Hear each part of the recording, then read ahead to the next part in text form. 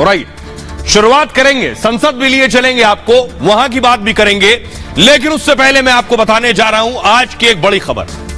बाबा पर जज ने क्लास लगा दी। दरअसल बाबा बागेश्वर मध्य प्रदेश में कथा करने जा रहे थे। उससे पहले विरोध होने लगा कि बाबा को कथा ना करने दिया जाए, जैसे पटना में हो रहा था, लेकिन यहां मामला कोर्ट तक पहुंच गया। अगली तस्वीर दिखाइए। बाबा ने बड़ा पंडाल लगाया, हजारों समर्थक बाबा की कथा सुनने आ रहे हैं, लेकिन यह मसला कोर्ट में गया और कोर्ट में जज ने फटकार लगाई और यह वीडियो वायरल है। अगली तस्वीर दिखाई। यह आप देख रहे हैं, ये जज साहब बैठे और ये वकील है। वकील अपनी दलील दे रहे थे, कह रहे थे बाबा बागेश्वर की कथा रोकिए, आदिवासियों की भावनाएं आहत हो रही हैं। जज ने बुरी तरह से वकील साहब को डांटा, डपटा और फटकारा, का जेल भेज दूंगा। पहले जरा सुनिए, फिर पूरा मामला बताऊंगा। सर्वे आदिवासी बदतमीजी करना भूल जाओगे सारी। इसमें तुम लोगों ने ये सोच लिया है कि बदतमीजी करके तुम जो है अपने आप के लिए बहुत बड़ी टीआरपी कलेक्ट कर लोगे। ये बदतमीजी करना भूल जाओगे सारी। हाँ, तो तुम्हें वकालत करने का सिखाया नहीं कि कैसे कोर्ट से बात की जाती है। और जरा भी उल्टी सीधी बहस करी, यहीं से जेल भेजूंगा मैं। और जरा भी उल्टी सीधी बहस करी, यहीं से जेल भेजूंगा मैं। माइंड यू, सारी वकालत खत्म हो जाएगी, समझ गए? You should know how to argue in high court. किसने भेजा है आपको? प्रावधान वही तो बता रहा हूँ, आप समझने को तैयार नहीं है। कॉन्स्टिट्यूशन में जो प्रावधान है वो बता रहा हूँ मैं। नहीं, यू टॉक प्रॉपर्ली। हाँ, बताइए। हाँ, आप सुनने को तैयार है नहीं है, कुछ भी बोले जा रहे हैं जबरदस्त। अरे, let notice be issued for contempt against the council. शुभ नाम बताइए आपका। मैंने आपसे सवाल क्या पूछा था? पहले तो आप सुन ही नहीं रहे हैं। मैंने आपसे सवाल क्या पूछा था? पहले मेरा सवाल बताइए। वो सवाल ये मैं जो आर्गूमेंट, पहले मेरा सवाल का उत्तर दीजिए आप। मैं आर्गूमेंट कर रहा हूँ, उसको आप पहले सुने। आर्गूमेंट सुने। हम नहीं सुनेंगे आपका आर्ग्यूमेंट। आर्गूमेंट सुने। हम नहीं सुनेंगे आपका आर्ग्यूमेंट। नहीं। आप सवाल का उत्तर देंगे जब तक नहीं सुनेंगे। और इस तरीके से अगर आप बहस करेंगे तो कंटेम्प्ट का नोटिस इशू करेंगे, आपको जेल भेजेंगे। सर्वे आदिवासी ये बदतमीजी करना भूल जाओगे सारी। इसमें तुम लोगों ने ये सोच लिया है कि बदतमीजी करके तुम जो है अपने आप के लिए बहुत बड़ी टीआरपी कलेक्ट कर लोगे। ये बदतमीजी करना भूल जाओगे सारी। हाँ, तो तुम्हें वकालत करने का सिखाया नहीं कि कैसे कोर्ट से बात की जाती है। और जरा भी उल्टी सीधी बहस करी, यहीं से जेल भेजूंगा मैं। और जरा भी उल्टी सीधी बहस करी, यहीं से जेल भेजूंगा मैं। माइंड यू, सारी वकालत खत्म हो जाएगी, समझ गए? You should know how to argue in high court. किसने भेजा है आपको? प्रावधान वही तो बता रहा हूँ, आप समझने को तैयार नहीं है। कॉन्स्टिट्यूशन में जो प्रावधान है वो बता रहा हूँ मैं। नहीं, यू टॉक प्रॉपर्ली। हाँ, बताइए। हाँ, आप सुनने को तैयार है नहीं है, कुछ भी बोले जा रहे हैं जबरदस्त। अरे, let notice be issued for contempt against the council. शुभ नाम बताइए आपका। मैंने आपसे सवाल क्या पूछा था? पहले तो आप सुन ही नहीं रहे हैं। मैंने आपसे सवाल क्या पूछा था? पहले मेरा सवाल बताइए। वो सवाल ये मैं जो आर्गूमेंट, पहले मेरा सवाल का उत्तर दीजिए आप। मैं आर्गूमेंट कर रहा हूँ, उसको आप पहले सुने। आर्गूमेंट सुने। हम नहीं सुनेंगे आपका आर्ग्यूमेंट। आर्गूमेंट सुने। हम नहीं सुनेंगे आपका आर्ग्यूमेंट। नहीं। आप सवाल का उत्तर देंगे जब तक नहीं सुनेंगे। और इस तरीके से अगर आप बहस करेंगे तो कंटेम्प्ट का नोटिस इशू करेंगे, आपको जेल भेजेंगे। जज साहब का गुस्सा क्यों था, जरा आइए अब मैं आपको बताता हूं पूरा मामला क्या था कि बाबा बागेश्वर की कथा ना होने पाए, कैसे भी बाबा बागेश्वर को रोक लिया जाए, बाबा पहुंचने ना पाए, पंडाल ना लगना पाए। देखिए जरा, हुआ यह कि बागेश्वर धाम के कथा के खिलाफ याचिका लगाई गई, रोक लो बाबा को। एमपी के बालाघाट में रामकथा पर आपत्ति जताई गई, आदिवासियों की भावना आहत होने की दलील दी गई कि बाबा कथा करेंगे तो आदिवासियों की भावनाएं आहत हो जाएंगी। याचिका में कहा गया रामकथा से भावना आहत होती है। भादुकोटा जगह का नाम है, भादुकोटा आदिवासियों के बड़ा देव का पूजा स्थल है, बड़े देव का। यहां पर रामकथा के आयोजन का विरोध किया गया, यहां रामकथा मत करवाइए वरना आदिवासियों की आस्था आहत हो जाएगी। मध्य प्रदेश हाईकोर्ट में याचिका पर सुनवाई हुई, वकील की दलील से जज साहब बेहद नाराज हो गए। हाईकोर्ट में सुनवाई का यह वीडियो वायरल है जो मैंने आपको सुनाया। जस्टिस विवेक अग्रवाल साहब थे और वकील के बीच बहस हुई। वकील के व्यवहार पर जज साहब को बहुत गुस्सा आया।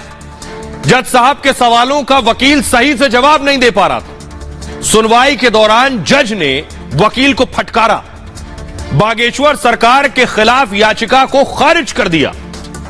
अब जरा सुनिए क्या कुछ दलील दे रहा था वकील, जिसके बाद जज साहब को गुस्सा आया। सुनिए। बताइए, बड़ा देव भगवान स्थल जो है जी, वहां से जुड़ी हुई क्या मान्यताएं हैं और उन मान्यताओं का कैसे किसी के कथावाचन करने से अपमान होता है? दो सवालों के जवाब दीजिए, फिर आगे बढ़ते हैं। उनके पूर्व से पहले बताइए क्या मान्यताएं हैं, कहाँ लिखा है आपने पिटीशन में उनकी क्या मान्यताएं हैं? माय लॉर्ड में आप कहते हैं कि किसी की मान्यता है तो उस मान्यता के संबंध में विस्तृत विवरण होना चाहिए याचिका में। क्या विवरण है बताइए? इसमें माय लॉर्ड में पढ़ के बता रहा हूँ। कहाँ से पढ़ के बता रहे हैं? पिटीशन में। हाँ बताइए, पैराग्राफ नंबर। पैराग्राफ 1 है हमारा। द पिटिशनर है दी है आपको, लगवाई है, उनसे इतना तो समझ लीजिए हम आपसे सवाल क्या पूछ रहे हैं। दिक्कत यही होती है कि उस वकील को खड़ा कर देते हैं, इसको सवाल का उत्तर देने का भी वो नहीं है। I am asking you a direct question that when you से ऑन पेज 12 कि बड़ा देव भगवान स्थल है और उससे आदिवासियों की मान्यताओं को, आत्मसम्मान को ठेस पहुंचेगी। जी, मैंने आपसे सवाल पूछा, इस बड़ा देव भगवान से जुड़ी हुई क्या मान्यताएं हैं और उन मान्यताओं को किसी कथा के करने से कैसे। आपने जज साहब को सुन लिया आपने। अब मैं आपको बताता हूं कि दरअसल वकील साहब से जज साहब ने सवाल क्या पूछे, और जो सवाल पूछे उस पर वो जवाब भी नहीं दे पाए। अब देखिए जरा जज साहब के सवाल। जज साहब ने पूछा, आप किसकी तरफ से आए हैं, याचिका क्या लेकर आए आप? वकील ने कहा कि सर्व आदिवासी समाज के अध्यक्ष गोवर्धन मरावी की तरफ से मैं याचिका लाया हूं। जज ने कहा, लेकिन सर्व आदिवासी समाज ने मरावी को अध्यक्ष माना, इसकी जानकारी आपकी याचिका में तो है नहीं। सर्व आदिवासी समाज किसके लिए काम करता है, इसकी भी जानकारी नहीं है। आप किसकी तरफ से आए? जज ने कहा, धीरेन्द्र शास्त्री की कथा से आदिवासियों की भावना आखिर कैसे आहत होती है, मुझे बताइए।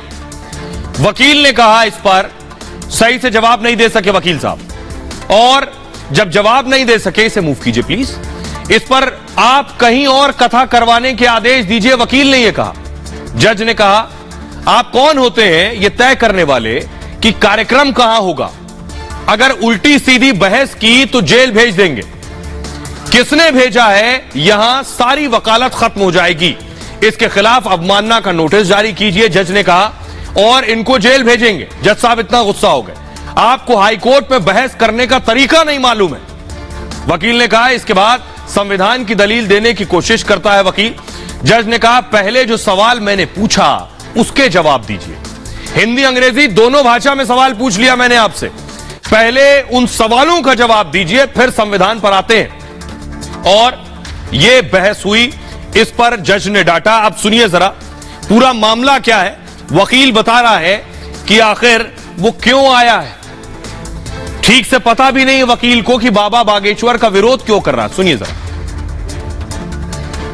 पहले आपको ये तो बताना पड़ेगा क्या मान्यताएं हैं और उन मान्यताओं का किस प्रकार से कुठाराघात होगा, उन मान्यताओं पर, उन मान्यताओं का हनन होगा, अपमान होगा, ये तो समझाइए आप हमको। ये कॉन्स्टिट्यूशन में प्रावधान, वही तो बता रहा हूँ, आप समझने को तैयार नहीं है। कॉन्स्टिट्यूशन में प्रावधान है, ये मान्यताओं का उत्तर है। जी, कॉन्स्टिट्यूशन में प्रावधान, प्लीज कॉन्स्टिट्यूशन में जो प्रावधान है वो बता रहा हूँ मैं। नहीं, यू टॉक प्रॉपर्ली। आप ये मान्यता, ये आदिवासियों की मान्यताएं हैं, कॉन्स्टिट्यूशन में कहाँ दी है, पढ़ के बताइए। बता रहा हूँ ना। हाँ बताइए। हाँ, आप सुनने को तैयार है नहीं है, कुछ भी बोले जा रहे हैं जबरदस्त। अरे let notice be issued for contempt against the council. शुभ नाम बताइए आपका। माय लॉर्ड में नहीं, फर्स्ट आपको हम कंटेम्प्ट का नोटिस जारी कर रहे हैं, उसका जवाब दीजिएगा आप। आपको हाईकोर्ट में बहस करने का तरीका नहीं मालूम है। Issue notice against the petitioner. Council Shri, आपका शुभ नाम बताइए। आर्टिकल 51 में प्रावधान है, वो मैं बता रहा हूँ। मैंने आपसे सवाल क्या पूछा था? पहले तो आप सुन ही नहीं रहे हैं। मैंने आपसे सवाल क्या पूछा था? पहले मेरा सवाल बताइए। उस सवाल, ये मैं जो आर्गुमेंट, पहले मेरा सवाल का उत्तर दीजिए आप। मैं आर्गुमेंट कर रहा हूँ, उसको आप पहले सुने। आर्गुमेंट सुने। नहीं सुनेंगे आपका आर्ग्यूमेंट, आप सवाल का उत्तर देंगे जब तक नहीं सुनेंगे। और इस तरीके से अगर आप बहस करेंगे तो सॉरी। अब आप दूसरा सवाल सुनिए, उसका उत्तर दीजिए पहले, फिर संविधान पढ़ेंगे। ये सर्व आदिवासी समाज कौन है, किसने ऑथराइज किया है आपको ये पिटीशन फाइल करने के लिए? सर्वे आदिवासी। ये बदतमीजी करना भूल जाओगे सारी। लॉर्ड, इसमें तुम लोगों ने ये सोच लिया है कि बदतमीजी करके तुम जो है अपने आप के लिए बहुत बड़ी टीआरपी कलेक्ट कर लोगे। ये बदतमीजी करना भूल जाओगे सारी। हाँ, तो तुम्हें वकालत करने का सिखाया नहीं कि कैसे कोर्ट से बात की जाती है। और जरा भी उल्टी सीधी बहस करी यहीं से जेल भेजूंगा मैं। और जरा भी उल्टी सीधी बहस करी यहीं से जेल भेजूंगा मैं। माइंड यू, सारी वकालत खत्म हो जाएगी, समझ गए। You should know how to argue in high court. किसने भेजा है आपको? प्रावधान वही तो बता रहा हूँ, आप समझने को तैयार नहीं है। कॉन्स्टिट्यूशन में जो प्रावधान है वो बता रहा हूँ मैं। नहीं, यू टॉक प्रॉपर्ली। हाँ, बताइए। हाँ, आप सुनने को तैयार है नहीं है, कुछ भी बोले जा रहे हैं जबरदस्त। अरे, let notice be issued for contempt against the council. शुभ नाम बताइए आपका। मैंने आपसे सवाल क्या पूछा था? पहले तो आप सुन ही नहीं रहे हैं। मैंने आपसे सवाल क्या पूछा था? पहले मेरा सवाल बताइए। उस सवाल ये मैं जो आर्गूमेंट, पहले मेरा सवाल का उत्तर दीजिए आप। मैं आर्गूमेंट कर रहा हूँ उसको आप पहले सुने। आर्गूमेंट सुने। हम नहीं सुनेंगे आपका आर्ग्यूमेंट। आर्गूमेंट सुने। हम नहीं सुनेंगे आपका आर्ग्यूमेंट। नहीं। आप सवाल का उत्तर देंगे जब तक नहीं सुनेंगे। और इस तरीके से अगर आप बहस करेंगे तो कंटेम्प्ट का नोटिस इशू करेंगे, आपको जेल भेजेंगे। तो जज ने ऐसे फटकारा, याचिका खारिज कर दी। और याचिका खारिज होने के बाद बाबा की कथा हुई, क्योंकि अगले दिन ही होनी थी। कथा शुरू हो गई बाबा की मध्य प्रदेश के बालाघाट में। कथा हुई, बाबा को पता चला कि मेरी कथा रुकवाने के लिए लोग कोर्ट तक गए थे। तो बाबा ने कथा के दौरान ही विरोधियों की भी जय जय की और उनकी भी, जो कोर्ट गए थे कथा रुकवाने, उनकी भी जय। सुनिए। दुर्गावती जी, रानी दुर्गावती जी, श्री सीताराम भगवान की, बागेश्वर धाम की, नमः पार्वती पते, बालाघाट के पागलों की, कथा यजमानों की, कथा में सहयोग करने वालों की, और हाई कोर्ट में जाके विरोध करवे वालन की भी, नमः पार्वती पते। दुर्गावती जी, रानी दुर्गावती जी, श्री सीताराम भगवान की, बागेश्वर धाम की, नमः पार्वती पते, बालाघाट के पागलों की, कथा यजमानों की, कथा में सहयोग करने वालों की, और हाई कोर्ट में जाके विरोध करवे वालन की भी, नमः पार्वती पते। तो बाबा का विरोध करने वाले भी बहुत से हैं, मैंने आपको बताया, और बाबा के समर्थन में भी बहुत से लोग हैं। और इसीलिए बाबा की सुरक्षा बढ़ा दी गई है। ये आप देख रहे हैं, बाबा का जब काफिला चलता है तो साथ साथ हजारों लोग आगे पीछे चलते हैं। इसलिए सिक्योरिटी बाबा की बढ़ा दी गई है, बाबा का खतरा बढ़ गया है। अगली तस्वीर दिखाइए जरा। ये आप देख रहे हैं, ये भीड़ है। इस भीड़ की वजह से, इस भीड़ को देखते हुए, बाबा को थ्रेट देखते हुए, बाबा को धमकी देखते हुए, बाबा को वाई कैटेगरी सुरक्षा दे दी गई है। जी हां, बाबा की जो सुरक्षा दस्ता है वो बढ़ा दिया गया है। किस तरह की सुरक्षा बाबा को मिलने वाली है ये मैं आपको बताता हूं। देखिए जरा, अब बाबा वाई कैटेगरी में रहेंगे। ये Y category security, Dhirendra Shastri को अब उच्च श्रेणी की सुरक्षा दे दी गई है, जिसे वाई कैटेगरी कहते हैं। वाई कैटेगरी में 8 सुरक्षाकर्मी शामिल होंगे जो हर वक्त उनके इर्द गिर्द रहेंगे। 2 निजी गार्ड होंगे, जिसमें से वाई कैटेगरी में 1 या 2 कमांडो भी तैनात होंगे साथ में। निजी गार्ड 6 से 8 घंटे की शिफ्ट में रोटेट होते रहेंगे। 1 से 2 गाड़ियों का काफिला रहेगा। सुरक्षा पर हर महीने 12 लाख रुपए खर्च होंगे। हाल में बाबा को धमकी भी मिली थी और जिसके बाद धीरेन्द्र शास्त्री की सुरक्षा बढ़ाई गई है। यह वो सुरक्षा दस्ता है जो हर वक्त साथ रहेगा। इसके अलावा बाबा जिस शहर जाएंगे, जिस राज्य में जाएंगे, वहां का लोकल एडमिनिस्ट्रेशन, स्थानीय पुलिस भी बाबा के साथ रहेगी। इसके अलावा आइए अब मैं आपको बताता हूं बाबा का विरोध क्यों हो रहा है। बाबा का विरोध होने के पीछे कई वजह है, क्योंकि पहली बड़ी वजह है कि धीरेन्द्र शास्त्री जो है वो मांग कर रहे हैं हिंदू राष्ट्र की। धीरेन्द्र शास्त्री हिंदू राष्ट्र की मांग करते हैं तो विरोधी उनके सामने आकर सवाल उठाते हैं। विरोधी उनके खिलाफ आकर क्या क्या कह रहे हैं, जरा वो सुनिए। बाबा के विरोध के पीछे वजह क्या है? विरोध की वजह यह है कि बाबा कहते हैं भारत को हिंदू राष्ट्र बनाना है। ये बगल में जिन्हें आप देख रहे हैं, ये अरशद मदनी साहब के भतीजे हैं, अनस हसन मदनी। इनका कहना है हिंदू राष्ट्र की बात करने वाले गद्दार हैं। बाबा कहते हैं लोगों को जगा रहे हैं, माहौल नहीं बिगाड़ रहे हैं। हसन मदनी ने कहा हिंदू राष्ट्र के नाम पर माहौल बिगाड़ने की कोशिश हो रही है। बाबा कह रहे हैं हम हिंदू हिंदू की बात करेंगे, हिंदू राष्ट्र को लेकर रहेंगे। तो हसन मदनी कह रहे हैं मुसलमान मुस्लिम राज्य की बात करें तो फिर देशद्रोही क्यों है। बाबा ने कहा जो गलती से दूसरे धर्मों में चले गए उनकी घर वापसी कराई। हसन मदनी कह रहे हैं मुसलमानों को डराकर धर्म परिवर्तन की कोशिश की जा रही है। दोनों को सुनिए जरा। हिंदू राष्ट्र तो बना बनाया है, घोषणा बाकी है और भारत में बहुत जल्दी हिंदू राष्ट्र की घोषणा भी हो जाएगी। बागेश्वर बालाजी के यहाँ सबकी अर्जी लगती है, उनकी मर्जी होती है, हमारी भी अर्जी है, राम जी की मर्जी होगी, काम सफल हो जाएगा।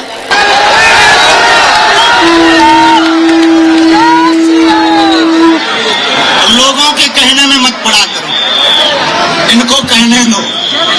अब भारत हिंदू राष्ट्र बनकर के ही रहेगा। उन लोगों को गद्दारी का सर्टिफिकेट नहीं दिया जाता जो आज इस मुल्क के अंदर ये आवाज लगा रहे हैं कि इस मुल्क को हिंदू स्टेट बनना चाहिए। इस मुल्क को हिंदू स्टेट बनाने के लिए जो कोशिशें कर रहे हैं, असल गद्दार तो है इस देश के, जो देश के अंदर रहकर इस मुल्क को हिंदू स्टेट बनाने की बात कर रहे हैं। विरोध अपनी जगह है, लेकिन बाबा की लोकप्रियता भी तेजी से बढ़ रही है। इतनी तेजी से बढ़ रही है कि बाबा, ये लंदन की तस्वीर आप देख रहे हैं, बाबा पर फिल्म बनने जा रही है। जी हां, बाबा पर फिल्म बनने जा रही है और उसकी शूटिंग लंदन में होगी। देखिए जरा फिल्म पे बाबा का किरदार क्या होगा, कैसी फिल्म होगी जो बाबा पर फिल्म बनने जा रही है, कहां कहां इसकी शूटिंग होने वाली है। देखिए जरा, बाबा हीरो बन गए। ये तस्वीर से आपको अंदाजा होगा, चारों तरफ लाइट, कैमरा और एक्शन के इर्द गिर्द रहते हैं।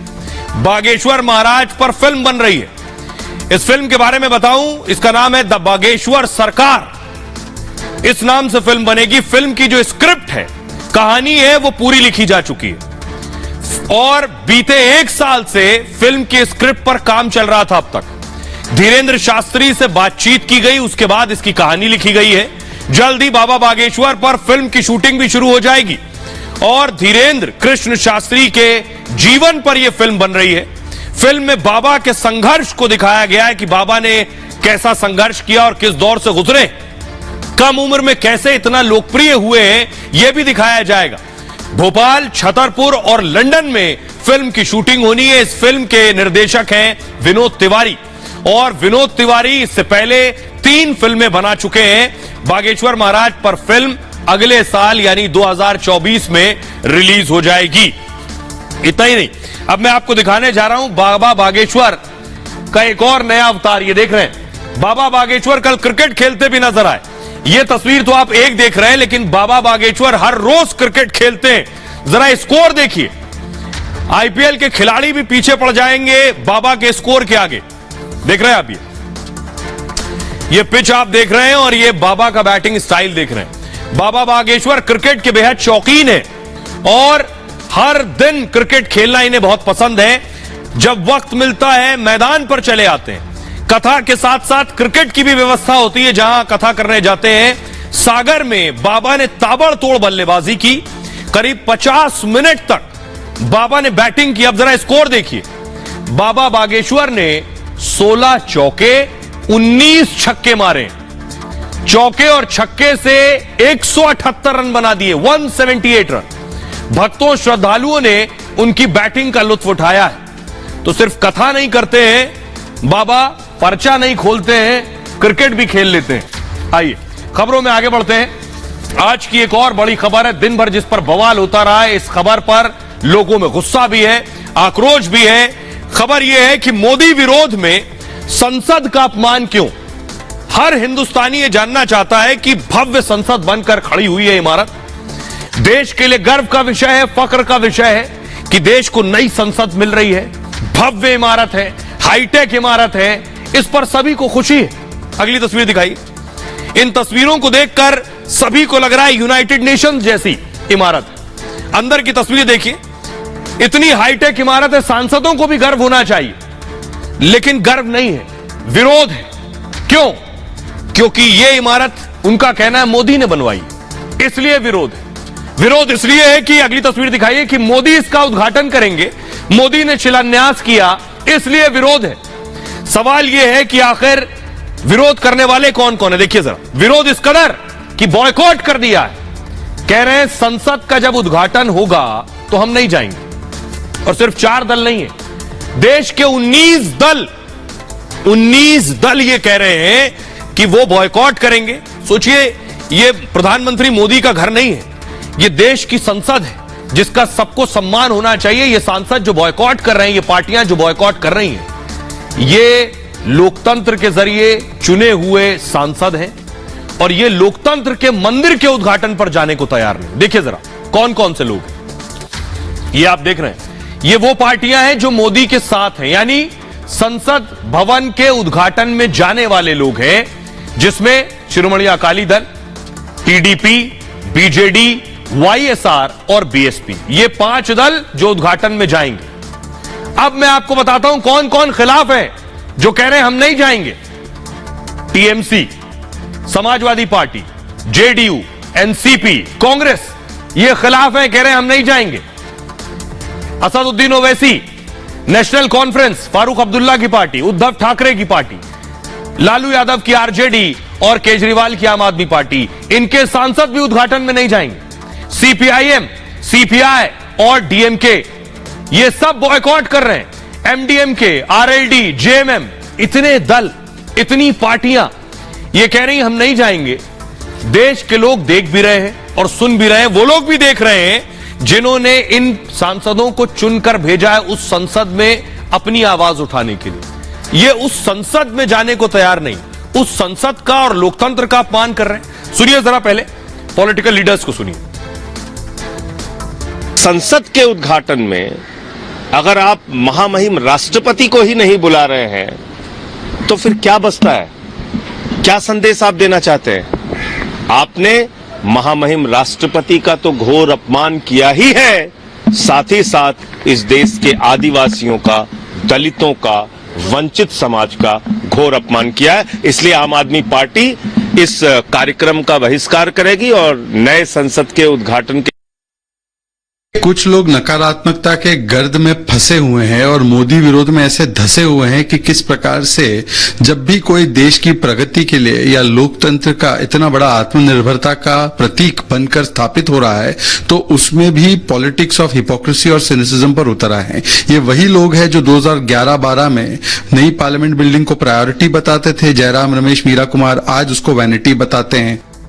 आइए अब मैं आपको बताता हूं कि किस बात का विरोध है, क्यों विरोध कर रहे हैं, पहले ये देखिए, उसके बाद आपको सुनवाऊंगा इनके विरोध पर देश में गुस्सा है। देश के लोग नई पार्लियामेंट पर गर्व महसूस कर रहे हैं और ये सांसद नहीं जाएंगे, ये दल नहीं जाएंगे, इसलिए लोग क्या कह रहे हैं वो आपको सुनवाएंगे। पहले देखिए जरा विरोध के पीछे वजह क्या है। विरोध के पीछे वजह यह है कि 28 मई को नई संसद का उद्घाटन होना है। प्रधानमंत्री नरेंद्र मोदी इसको इनॉग्रेट करेंगे, इसका उद्घाटन करेंगे। विपक्षी दलों को मंजूर नहीं कि मोदी इसका उद्घाटन करें। विपक्ष ने इसके खिलाफ मोर्चा खोल दिया।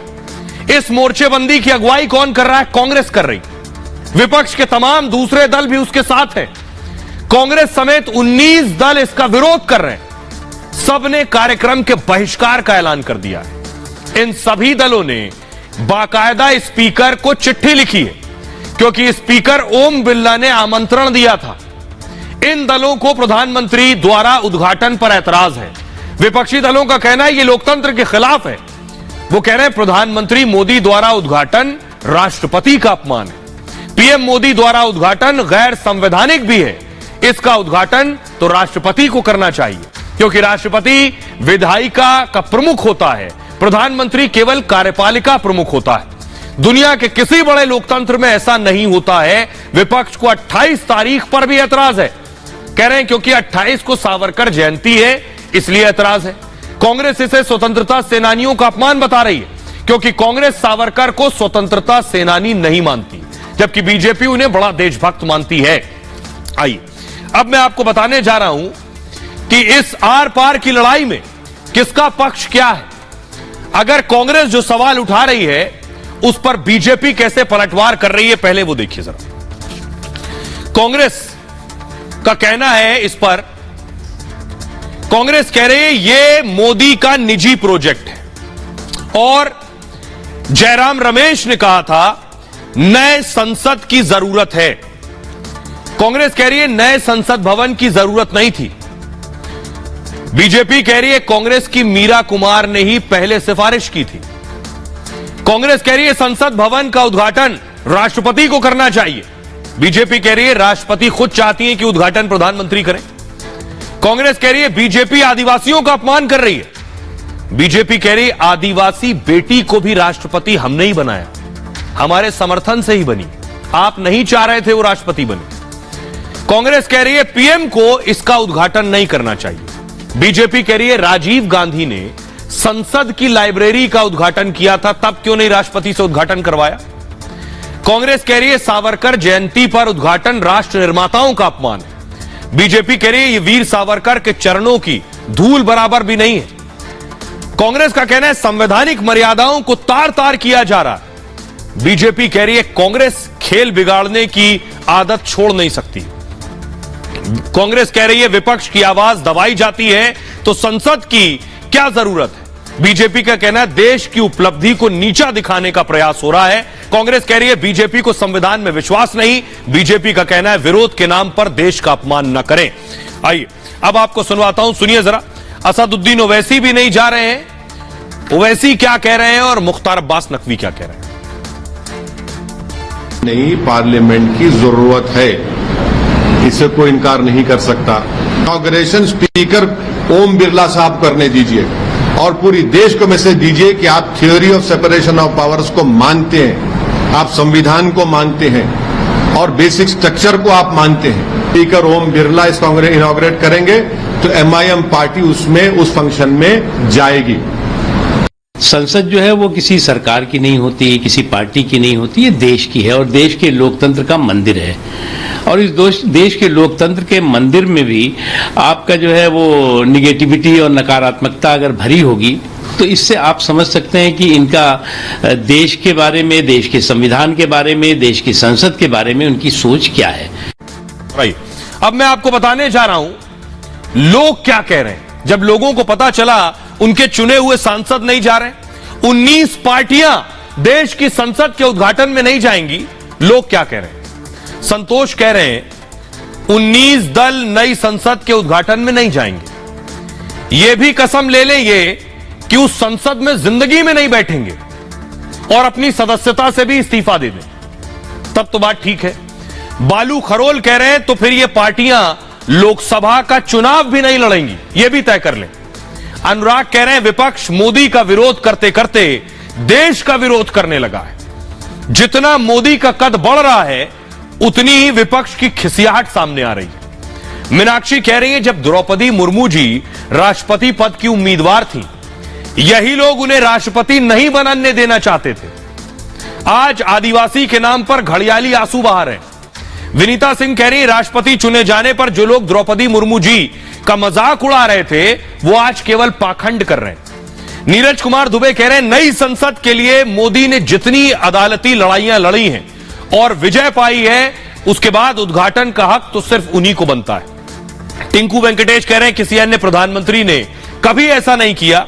नरेंद्र मोदी जी सही मायने में नई संसद में सेंगोल स्थापित कर तमिलनाडु की संस्कृति को उच्चतम स्तर पर ले जा रहे हैं। उम्मीद करते हैं ये जो ट्वीट्स हैं, लोगों का जो आक्रोश है, ये 19 दल के सांसद भी सुन रहे होंगे। अभी भी नहीं सुन पा रहे हैं तो अब लोगों को सुनिए। हमने लोगों से बात की कि देश की नई संसद का उद्घाटन हो रहा है, 19 दल बॉयकॉट कर रहे हैं, तो लोग क्या कह रहे हैं, सुनिए। ये प्रधानमंत्री का अपना घर नहीं है, ये देश का संसद है, गरिमा है। बाहर के लोग भी देख रहे होते हैं और लोग अपना फ्यूचर भूल गए होते हैं कि पास्ट में क्या हो रखा है। विरोध नहीं करना चाहिए। विपक्ष का जो काम है वो करना है, आप क्या समझते हैं, विपक्ष इसको अप्रिशिएट करेगा, बहुत अच्छा हुआ, वेरी नाइस, ऐसा करेगा क्या वो? प्राइम मिनिस्टर हमारे लिए जो भी कर रहे हैं वो हमारे देश के लिए, हमारे भले के लिए कर रहे हैं। तो ये इनॉग्रेशन अगर उनके हाथों होगा तो ये हमारे लिए बहुत ही गर्व की बात है, बिकॉज वो सिर्फ अपना तो वो कुछ भी नहीं, वो सिर्फ देश के लिए सोचते हैं। हम ही नहीं, बाकी भी देश के लोग बहुत प्राउड फील करते हैं। वो भी इवन ये भी कहते हैं कि अगर हमारा प्रधानमंत्री नरेंद्र मोदी होते तो शायद हमारे देश की हालत ऐसी नहीं होती। तो ये जब बाकी के देश लोग कहते हैं तो अपने देश के लोगों को डेफिनेटली ये बोलना ही चाहिए। विपक्ष का काम ही विरोध करना है। पहले भी तो प्रधानमंत्री ने और भी उद्घाटन किए थे और प्रधानमंत्री ने, तो अब प्रधानमंत्री का क्या आफत आ जाएगी। संसद भवन या कोई भी चीज भारत में बनी है ना, भारत की बिल्डिंग है ना, वो तो पूरे सारे इंडिया के जो प्रतिनिधित्व करेंगे वही मोदी तो सब दिन उसमें बैठा नहीं रहेगा, तो किस खुशी में विरोध कर रही है ये तो बताइए। यहाँ पे इसी पटल पर तो बैठकर आप कानून बनाते हैं, कानून बनाकर देश को इम्प्लीमेंट करते हैं। इसका विरोध क्यों है? आप देश का विरोध कर रहे हैं, आप जनता का विरोध कर रहे हैं, और जनता जनार्दन का पैसा लगा हुआ है। आप जनता आने वाले चुनाव में आपको सबक सिखा। इनका और कोई काम नहीं, राजनीति का कोई काम ही नहीं है। आज संसद भवन का विरोध करते हैं, केजरीवाल हो, आम आदमी चाहिए, कांग्रेस वाले, सारे विपक्ष विरोध कर, क्यों विरोध कर रहे हो भाई? पुराने संसद में कुछ दिक्कत है तभी तो नया संसद बनाया ना। एक चीज बहुत ध्यान से सुनिए, विरोधी विपक्षी जो बॉयकॉट कर रहे हैं वो क्या कह रहे हैं?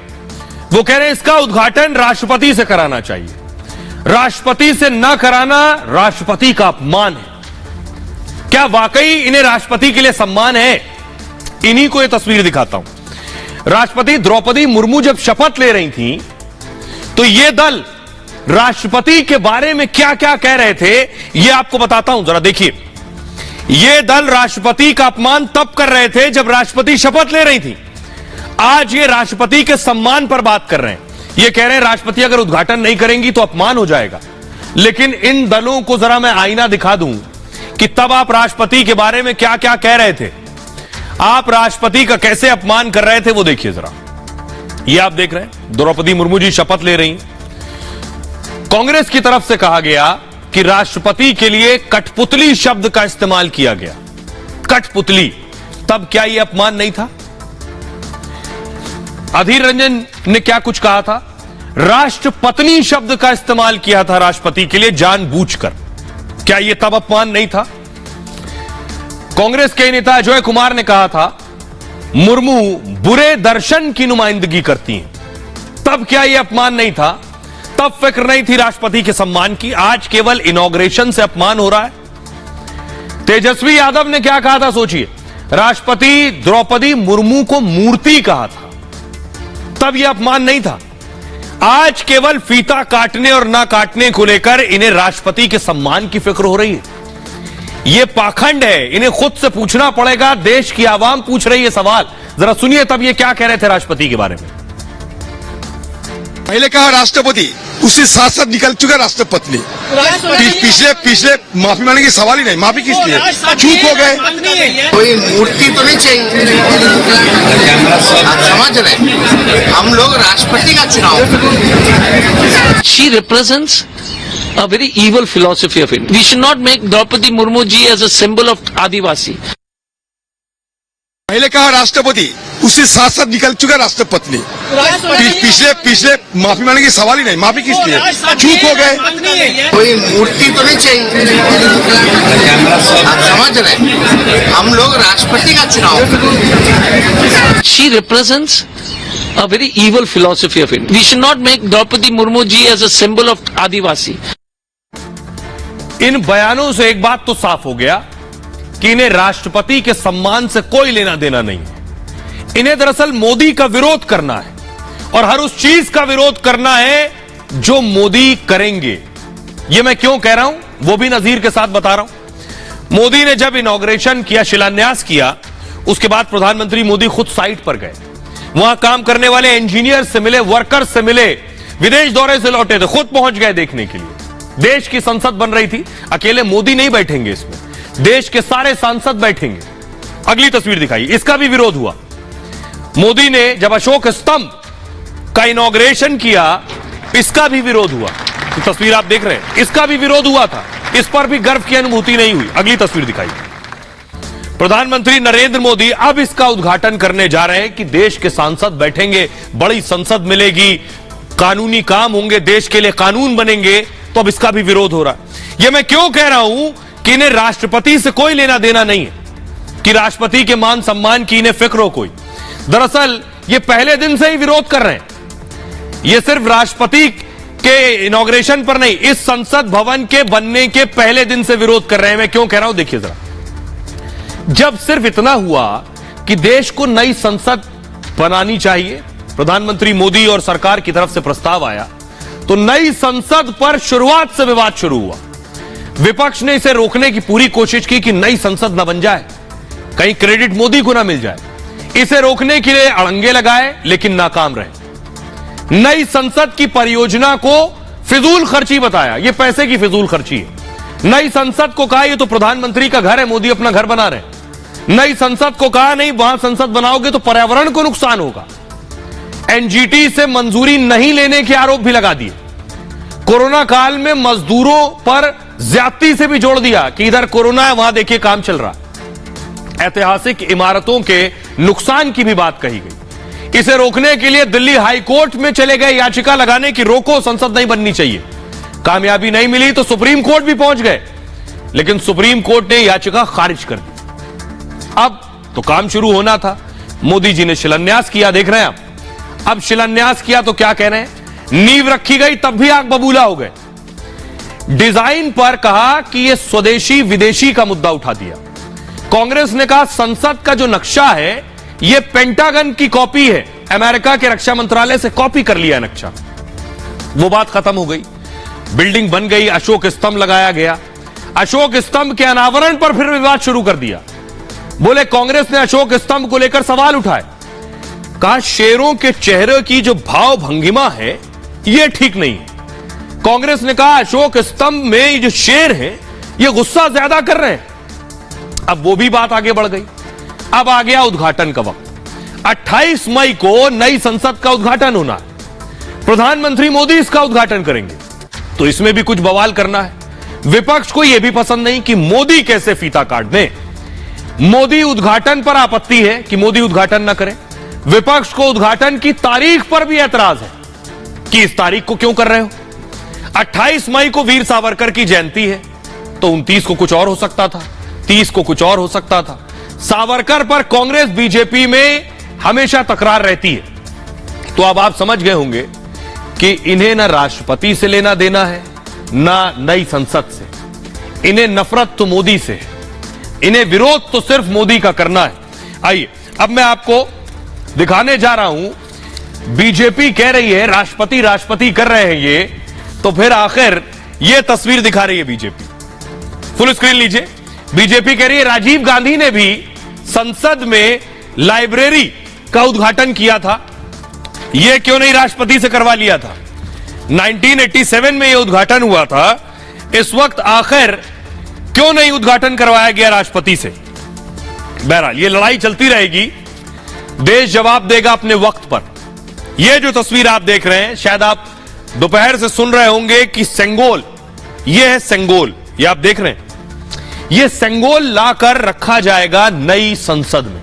तो आपको बताता हूं यह सेंगोल है क्या, दरअसल कहां से आएगा, इसका ताल्लुक क्या है, इसकी बुनियाद क्या है, यह आपको बताता हूं। और प्रधानमंत्री नरेंद्र मोदी इसे नई पार्लियामेंट में क्यों रख रहे हैं, देखिए जरा। यह है सेंगोल। सेंगोल तमिल भाषा से निकला हुआ शब्द है, तमिल भाषा से, और इसकी उत्पत्ति जो है सेम्मई शब्द से हुई है। इसका अर्थ होता है धर्म, सच्चाई, निष्ठा। सेंगोल एक तरह का भारतीय राजदंड भी कहते हैं इसे, जो सम्राट की शक्ति अधिकार का प्रतीक है। इसे न्याय, निष्पक्ष शासन का प्रतीक भी कहते हैं। सेंगोल को 28 मई को नई संसद में रख दिया जाएगा। इसे स्पीकर की कुर्सी की बगल में स्थान मिलेगा। अभी सेंगोल तमिलनाडु के तंजौर के एक मठ में है, और जिसे प्रधानमंत्री मोदी हासिल करेंगे और संसद में रखेंगे।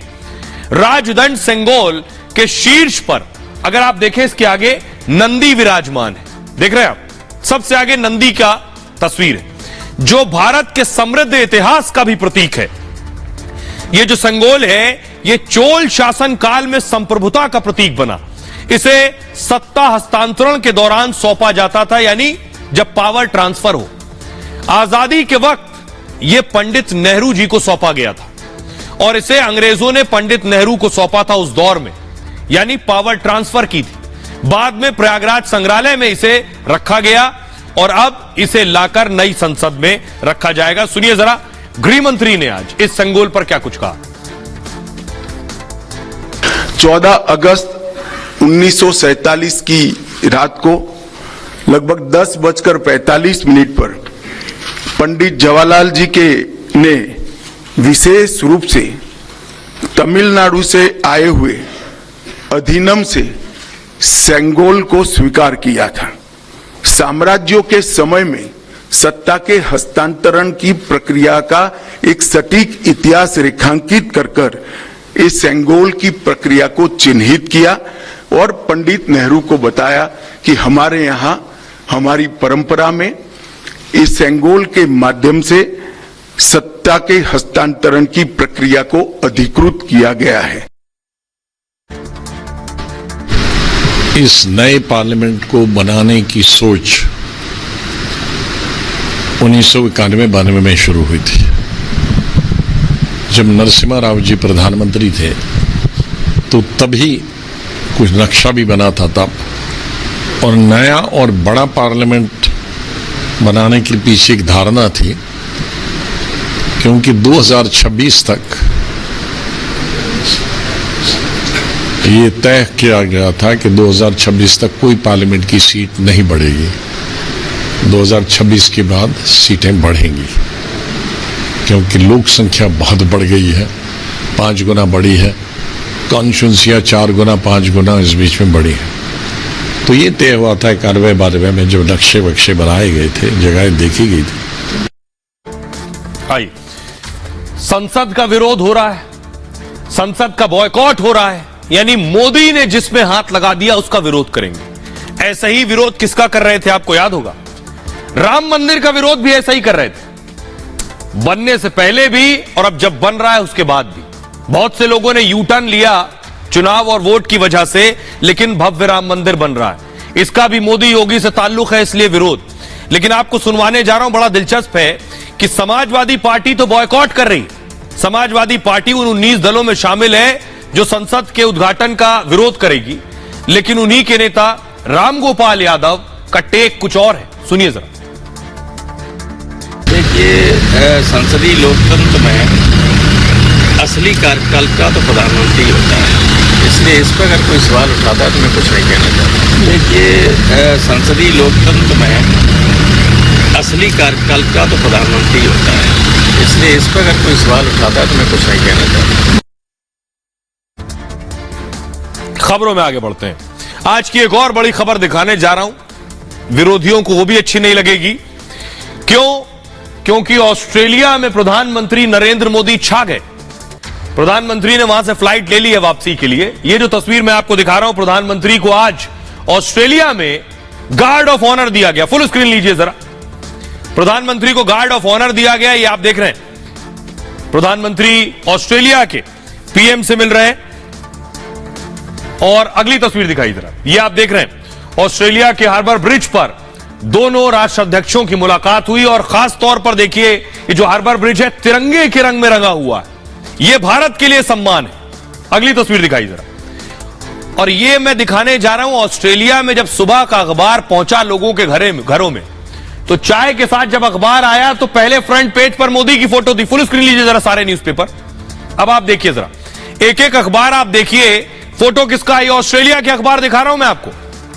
ऑस्ट्रेलिया के अखबार पर प्रधानमंत्री मोदी और वहां के पीएम एंथनी एल्बनीज, दो लोगों की फोटो छपी हुई थी, ये देख रहे हैं। जितने अखबार थे सब में मोदी की तस्वीर थी ऑस्ट्रेलिया में। और आइए ऑस्ट्रेलिया के अखबार क्या लिख रहे थे जरा वो देखिए। ऑस्ट्रेलिया का अखबार सबसे पहले मैं आपको दिखा रहा हूं। द ऑस्ट्रेलियन ने लिखा, मोदी एल्बनीज की बड़ी सी तस्वीर लगाई थी और अखबार में पीएम मोदी की तारीफ की। मोदी ने द बॉस के तौर पर एंट्री ली। मोदी को सुनने के लिए 20,000 से ज्यादा लोग जुटे। मोदी को लेकर लोगों की उत्सुकता हैरान करने वाली थी। द फाइनेंशियल रिव्यू ने लिखा, नमस्ते Australia, Modi rocks Sydney. Modi ने सिडनी को झूमने पर मजबूर कर दिया। मोदी का ऑस्ट्रेलिया दौरा हिट रहा है। द सिडनी मॉर्निंग ने लिखा, अखबार ने लिखा प्रधानमंत्री मोदी बॉस हैं, ये हेडलाइन थी। उनको सुनने के लिए हजारों लोग स्टेडियम में पहुंचे। एक रॉक स्टार की तरह उनका स्वागत हुआ। मोदी ने दिग्गज स्पिनर शेन वॉर्न का भी जिक्र किया। उनकी मौत पर भारत में भी शोक था। हेरल्ड सन ने लिखा, मोदी की रैली में हजारों की भीड़ उमड़ पड़ी। स्वागत में पूरा स्टेडियम तालियों से गूंज उठा। मोदी ने सिडनी के सबसे बड़े इलाके में रैली की। किसी विदेशी नेता के लिए ऐसा समर्थन बहुत कम दिखता है। तो अखबार मोदी की तस्वीरों के साथ पटे पड़े थे। आइए अब मैं एक और तस्वीर दिखाने जा रहा हूं। मोदी का स्वागत हुआ, लेकिन ऐसा नहीं है कि मोदी ने वहां अपनी बात नहीं रखी स्वागत के बाद। यह तस्वीर आप देख रहे हैं, ऑस्ट्रेलिया में पिछले दिनों मंदिरों पर हमला हुआ, हिंदू मंदिरों पर। यह एक तस्वीर है। अगली तस्वीर दिखाई जरा। यह आप देख रहे हैं, लिख दिया गया खालिस्तान जिंदाबाद। हिंदुस्तान के बारे में अभद्र भाषा का इस्तेमाल किया गया। तो मोदी ने इस मुद्दे को भी ऑस्ट्रेलिया में उठाया। इस पर भी मोदी ने अपना गुस्सा जाहिर किया।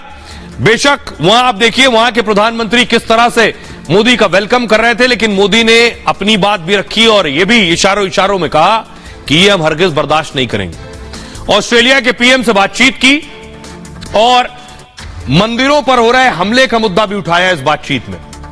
कहा, रिश्तों को कोई आघात पहुंचाए हमें यह मंजूर नहीं है। 2023 में ही हमले की कई घटनाएं सामने आई। मेलबर्न से ब्रिस्बेन तक मंदिरों पर हमले हुए, खालिस्तानी समर्थकों पर हमले का आरोप लगा और खुलेआम पोस्टर लगाए गए, धमकियां दी गई। उस दौरान ऑस्ट्रेलिया के पीएम ने मोदी को भरोसा दिया है कि अलगाववादी तत्वों पर भी कड़ी कार्रवाई करेंगे, मंदिरों को पूरी सुरक्षा दी जाएगी, ऐसे तत्वों को बिल्कुल बर्दाश्त नहीं करेंगे। आइए आपको सुनवाता हूं प्रधानमंत्री नरेंद्र मोदी ने क्या कुछ कहा, सुनिए। ऑस्ट्रेलिया में मंदिरों पर होने वाले हमलों और अलगाववादी तत्वों की गतिविधियों के संबंध में हमने पहले भी बात की थी और आज भी हमने बात की है। भारत और ऑस्ट्रेलिया के सौहार्दपूर्ण रिश्तों को कोई भी तत्व अपने विचारों या अपने एक्शन से आघात पहुंचाए, ये हमें स्वीकार्य नहीं है। प्रधानमंत्री अल्बनीजी ने इस संदर्भ में जो कदम उठाए हैं, मैं इसके लिए उनको धन्यवाद देता हूं। साथ ही उन्होंने मुझे एक बार फिर आश्वस्त किया है कि वो ऐसे तत्वों के विरुद्ध सख्त एक्शन लेते रहेंगे। आइए अब एक तस्वीर मैं आपको दिखाने जा रहा हूं। प्रधानमंत्री नरेंद्र मोदी दरअसल ऑस्ट्रेलिया से, ये देख रहे हैं, सिडनी से रवाना हो रहा है भारत के लिए। तस्वीर आप देख रहे हैं प्रधानमंत्री नरेंद्र मोदी की, कुछ वक्त पहले की तस्वीर है। प्रधानमंत्री जिस वक्त रवाना हो रहे थे और तैयारी यह है कि प्रधानमंत्री जब भारत में लैंड करेंगे तो उनका भव्य स्वागत किया जाएगा। हजारों की भीड़ प्रधानमंत्री नरेंद्र मोदी का स्वागत करेगी। ये देख रहे हैं वतन वापसी की तस्वीरें। प्रधानमंत्री सिडनी से रवाना हो गए। आइए खबरों में आगे बढ़ते हैं। अब आपको लिए चलते हैं पड़ोसी मुल्क जहां बवाल मचा है। बवाल के बाद अब योगी आदित्यनाथ याद आ रहे हैं पाकिस्तान में। पाकिस्तान में बाबा वाला इलाज हो रहा है। योगी आदित्यनाथ जो बुलडोजर से कार्रवाई करते हैं, पाकिस्तान को भी लग रहा है अब यही तरीका बचा है विरोधियों से निपटने का। अगली तस्वीर दिखाई जरा। इमरान खान के जो करीबी हैं उन पर अब शहबाज शरीफ बुलडोजर चलवा रहे हैं और घर ढा रहे हैं। अगली तस्वीर दिखाई जरा, फुल स्क्रीन लीजिए जरा। ये जो मैं आपको दिखा रहा हूं, ये तस्वीर इमरान खान के करीबी की है जिस पर बुलडोजर चला दिया गया है।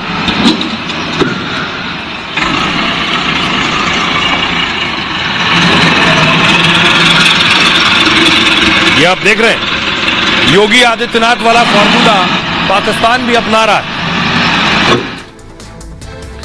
अब देख रहे हैं आप, शहबाज शरीफ भी योगी के नक्शे कदम पर है। पाकिस्तान में फिर उत्तर प्रदेश के सीएम योगी की चर्चा हो रही है। पाकिस्तान सीएम योगी वाला एक्शन अपना रहा है। योगी की तरह उपद्रवियों से निपटने की तैयारी है।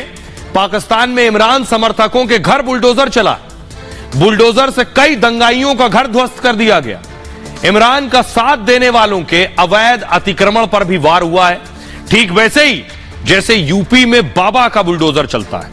यूपी में अपराधी माफिया बाबा के इलाज से खौफ खाते हैं। इमरान समर्थकों के उत्पात से पाकिस्तान सरकार परेशान है।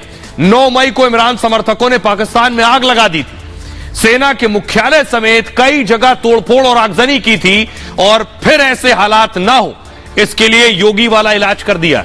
मतलब योगी की तरह दंगाइयों पर एक्शन की तैयारी है। और 18 मार्च को भी पाकिस्तान में ऐसे ही बुलडोजर चला था। तब इमरान समर्थक पुलिस और सेना से भिड़ गए थे आपस में। आइए अब मैं आपको दिखाता हूं उस वक्त हुआ क्या था। जिस वक्त तस्वीर दिखाई जरा, ये आप देख रहे हैं, इस तरह से आगजनी हुई थी पाकिस्तान में। फुल स्क्रीन लीजिए जरा ये तस्वीर, ये आप देख रहे हैं, इस तरह से आग लगाई गई। जिसके बाद अब अगली तस्वीर दिखाई जरा, इमरान की करीबी है जिनका नाम है खतीजा, इन पर एक्शन हुआ है।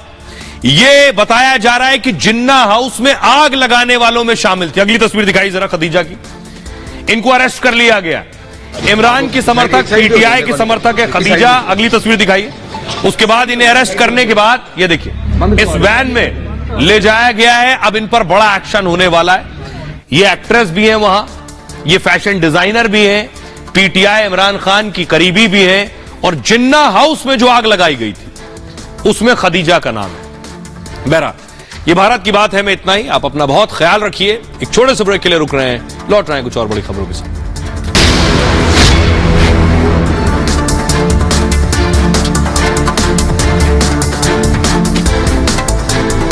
Presented by